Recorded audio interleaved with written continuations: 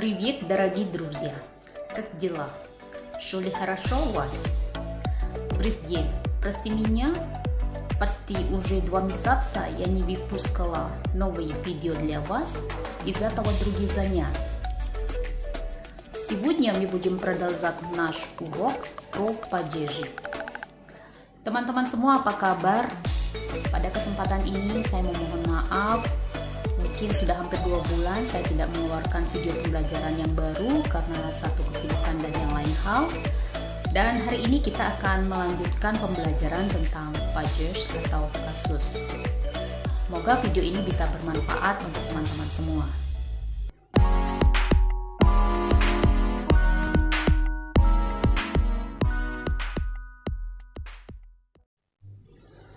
Pada pembelajaran hari ini kita akan membahas tentang kasus akusatif, dan seperti biasa saya akan menampilkan beberapa tabel untuk membantu teman-teman bagaimana perubahan kata benda dan kata sifat dalam bentuk tunggal dari kasus nominatif atau kata dasar ke kasus akusatif. Untuk kasus akusatif sendiri bisa saya jelaskan di sini. Ini adalah satu-satunya kasus yang sedikit istimewa karena penggunaannya bergantung pada kata benda, apakah benda tersebut hidup dalam arti manusia atau hewan atau benda mati. Dan ini berlaku untuk kata benda yang bergender maskulin. Jadi teman-teman bisa lihat di tabel di sana. Kata yang pertama ada kata universitet. Universitet adalah kata dasar yang bergender maskulin, berakhiran konsonan T, dan dalam kasus akusatif tidak akan mengalami perubahan. Jadi tetap universitet. Sedangkan kata yang kedua di sana ada contoh kata student yang berarti mahasiswa. Student berakhiran konsonan huruf T, dalam kasus akusatif akan ditambahkan huruf A. Jadi student akan menjadi studenta. Sedangkan untuk kata geroi, kata benda bergender maskulin yang berakhiran ikrat koi. Ikrat koi dalam kasus akusatif akan digantikan dengan huruf ya. Jadi geroi akan menjadi geroya. Dan yang terakhir kata benda bergender maskulin yang berakhiran tanda pelunak. Di sini saya mengambil contoh kata kon. Kon akan menjadi kanya. Jadi tanda pelunak akan digantikan dengan huruf ya dalam kasus akusatif. Sekali lagi teman-teman, di sini perlu diingat, jadi untuk kata benda yang bergender maskulin dalam kasus akusatif dibedakan menjadi 2. Jadi apakah kata benda tersebut mati atau sesuatu yang hidup.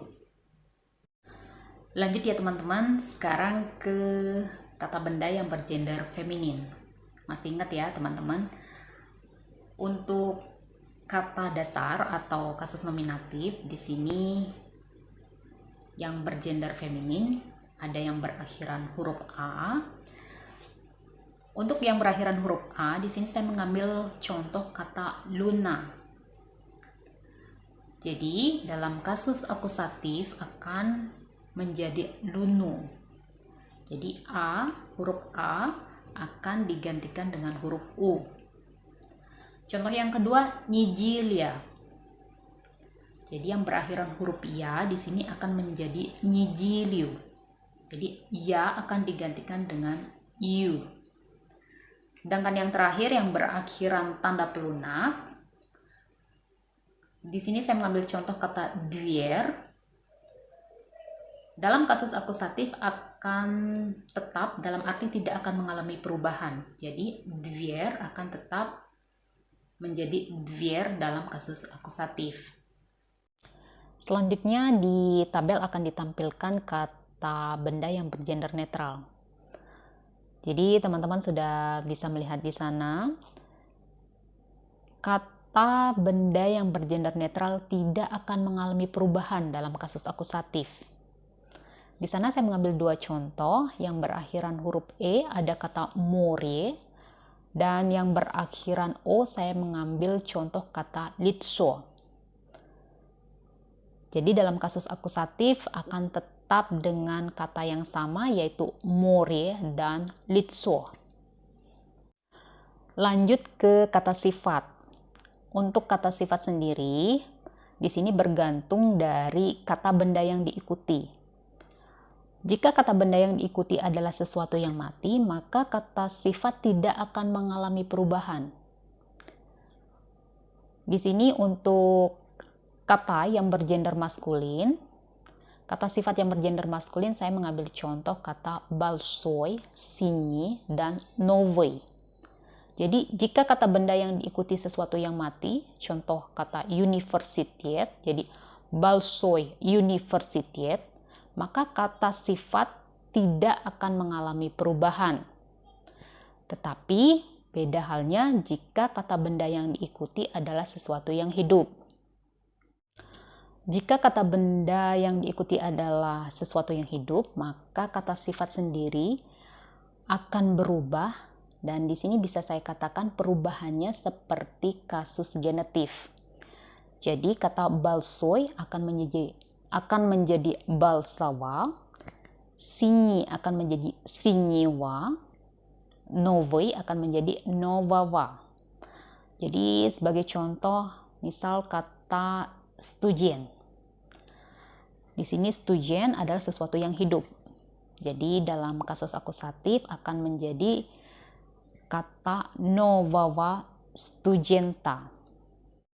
Untuk kata sifat yang bergender feminin, di sini saya mengambil dua contoh.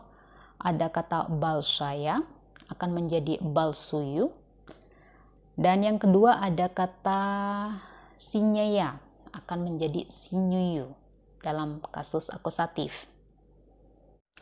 Yang terakhir, kata sifat yang bergender netral. Jadi untuk kata sifat yang bergender netral tidak akan mengalami perubahan dalam kasus akusatif. Jadi teman-teman bisa lihat sendiri di tabel. Jadi di sana ada kata balsoye. Balsoye tidak akan mengalami perubahan dalam kasus akusatif. Dan kata yang kedua ada contoh kata sinyeye, sama.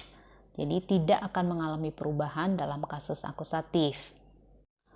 Setelah mempelajari perubahan kata benda dan kata sifat dari kata dasar ke kasus akusatif, mungkin teman-teman di sini ada yang bertanya, kapan kasus akusatif digunakan?